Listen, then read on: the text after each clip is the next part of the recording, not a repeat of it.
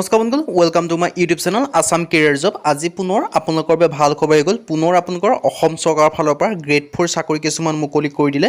ইয়াৰ কাৰণে অৰ্হতা 8 পাছ 10 পাছ 12 পাছ লগতে ডিগ্ৰী সকলোৰে বাবে চাকৰি পাব আৰু বয়সৰ সময়সীমা 18 পৰা 50 বছৰলৈকে পাৰিব। অসমৰ সকলোৰে বাবে চাকৰি কৰিব এপ্লাই কেনেদৰে আবেদন কৰিব চাকৰিসমূহ কি হয় এই সকলোখিনি কথা এই ভিডিঅ' যোগে আলোচনা কৰা হ'ব। যদি ভিডিঅ'টো ভাল পায় ভিডিঅ' লাইক কৰিব লগতে চেনেলটো ছাবস্ক্ৰাইব কৰি দিব পাৰে এনেকুৱা ধৰণৰ ভিডিঅ'সমূহ প্ৰতিদিনে পাই থাকিবৰ বাবে। লগতে যে আপোনালোকৰ চেনেলটো নতুন কৰিছে তেতিয়া চেনেলটো আপোনালোকৰ লগৰ বন্ধুৰ মাজত শ্বেয়াৰ কৰি দিব পাৰে। আহক আজি আমাৰ ভিডিঅ'টো আৰম্ভ কৰোঁ। ভিডিঅ'টো আৰম্ভ কৰাৰ আগতে মই আপোনালোকক ক'ব বিচাৰোঁ যে যদি আপোনালোকে আমাৰ হোৱাটছআপ চেনেলত জইন হোৱা নাই আপোনালোকে জইন হৈ ল'ব পাৰে বা ফ'ল' কৰি ল'বলৈকে লিংক আপোনালোকৰ ডেছক্ৰিপশ্যনত দিয়া আছে। আপোনালোকৰ ভেকেঞ্চিখিনি মুকলি কৰি দিছে office of the industrial tribunal Cachar শিলচৰৰ পৰা ভেকেঞ্চিখিনি মুকলি কৰি দিছে আৰু 26 জুলাই তাৰিখে নটিফিকেশ্যনখন ওলাই আহিছে আৰু লাষ্ট ডেটটো মই পোনপ্ৰথমে আপোনালোকক জনাই দিছোঁ। লাষ্ট ডেটটো আপোনালোকৰ আগষ্ট মাহৰ 28 তাৰিখলৈকে আপোনালোকে আবেদনসমূহ কৰি ল'ব পাৰিব। অনলি ইয়াত অকল গ্ৰেড 4 ভেকেঞ্চি আপোনালোকে দেখিব পাব আৰু ইয়াত সকলো ধৰণৰ ভেকেঞ্চিখিনি কথা ডিটেইলছ মই গ্ৰেড 4 সকলোখিনি ডিটেইলছ মই ইয়াত জনাই দিয়া হ'ব। আপোনালোকে সেইকাৰণে ভিডিঅ'টো শেষলৈকে চাব, অকণো স্কিপ নকৰিব। ইয়াত আপোনালোকে দেখিব পাৰিছে earlier advertisement of the video' white memo এনেকৈ আপোনালোকে দেখিছে আৰু লগতে গ্ৰেড 4 লিখিছে। গ্ৰেড 4 মানে পিয়নৰ ভেকেঞ্চি আছে। টোটেল আপোনালোকে ভেকেঞ্চি দেখিব হৈছে 3টা।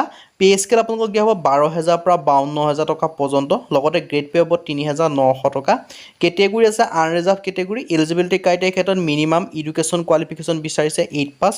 যদি আপোনালোকে 8 পাছ কৰি থৈছে তেতিয়া আপোনালোকে আবেদনসমূহ কৰিব পাৰিব। মেক্সিমাম 12 পাছলৈকে পাৰিব আৰু ইয়াত আপোনালোকৰ সকলোখিনি ডিটেইলছখিনি কথা উল্লেখ কৰি দিয়া আছে, মই আপোনালোকক দেখাই দিছোঁ।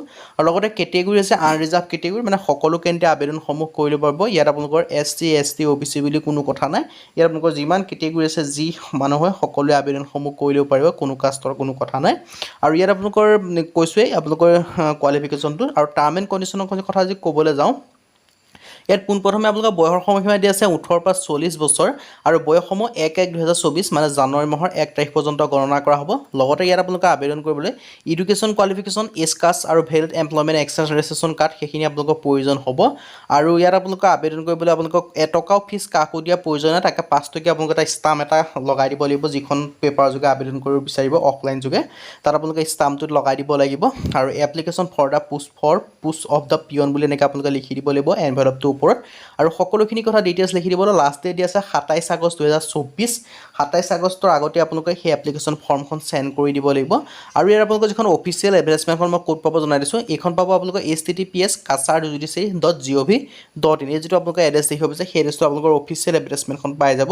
আৰু ইয়াত আপোনালোকৰ 26 তাৰিখে নটিফিকেশ্যন ওলাই আহিছে আৰু ইয়াৰ কাৰণে কৈছোঁ এডুকেশ্যন কোৱালিফিকেশ্যন আৰু এজ ক্ৰাইটেৰিয়াৰ কথা কৈছোঁৱে। যদি আপোনালোকে ইণ্টাৰেষ্টেড হয় দেন আপোনালোকে আবেদনসমূহ কৰি ল'ব পাৰিব। আবেদনসমূহ কৰিবলৈ আপোনালোকৰ কি ডকুমেণ্টছ লাগিব মই আপোনালোকক জনাই দিছোঁ।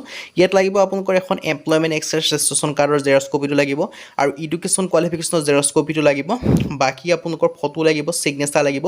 যিখন আছাম ষ্টেণ্ডাৰ্ড ফৰ্ম হয় সেই ফৰ্মখন আপোনালোকে ভালদৰে আনিব। কম্পিউটাৰ দোকানত গ'লে পাব, 10 টকা ল'ব পাৰে। সেই ফৰ্মখন আপোনালোকে ভালদৰে ফিল আপ কৰিব। ফিল আপ কৰি ডিটেইলছখিনি ফিল কৰি এই ডকুমেণ্টছ যিখিনি কথা ক'লোঁ মই সেইখিনিৰ লগত গাঁঠি দিব। গাঁঠি পেলাই আপোনালোকে এনভেলপটোৰ ওপৰত মই আপোনালোকক যিটো এড্ৰেছৰ কথা ক'লে দেখাই দিছিলোঁ কাছাৰ জুডিচিয়াৰী সেই এড্ৰেছটো দি পেলাই আপোনালোকে পঠাই দিলেই হ'ল। তাকে ষ্টাম্প এটা আপোনালোকে লগাই পঠিয়াব লাগিব ডাকঘৰৰ যোগে, সেইটো লগাই পঠিওৱা হয়ে। সেই ষ্টাম্পটো লগাই পঠিয়ালে আপোনালোকৰ আবেদনসমূহ হৈ যাব। আৰু আবেদনৰ কথা মই কৈছোঁ অনলি ইয়াত আপোনালোকৰ গ্ৰেড 4 ভেকেঞ্চি আছে। যিখিনিয়ে গ্ৰেড 4 ভেকেঞ্চিৰ কাৰণে অপেক্ষা কৰি আছে তাৰ যোগে আবেদনসমূহ কৰি ল'ব পাৰিব। আৰু ইয়াত কোনো আপোনালোকৰ এক্সাম নহয়, কোনো আপোনালোকৰ ৰিটেন এক্সাম নহয়। ইয়াত মাত্ৰ অনলি এটা ইণ্টাৰভিউ হ'ব, ভাইভা এটা অনুষ্ঠিত হ'ব। সেই ভাইভাটো পাছ কৰিলে আপোনালোকে চাকৰিসমূহ লাভ কৰাৰ সুযোগ লাভ কৰিব। আৰু এই ভেকেঞ্চিখিনিৰ কথা কৈছোঁ office of the industrial tribunal আপোনালোকৰ শিলচৰৰ ফালৰ পৰা ভেকেঞ্চিখিনি মুকলি কৰিছে।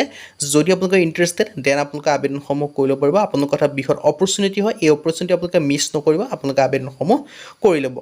আজি ভিডিঅ' ইমানে। যদি ভিডিঅ' ভাল পালে লাইক কৰিব, লগতে চেনেলটো ছাবস্ক্ৰাইব কৰি দিব পাৰে। এনেকুৱা ধৰণৰ ভিডিঅ'সমূহ প্ৰতিদিনে পাই থাকিব। আজিলৈকে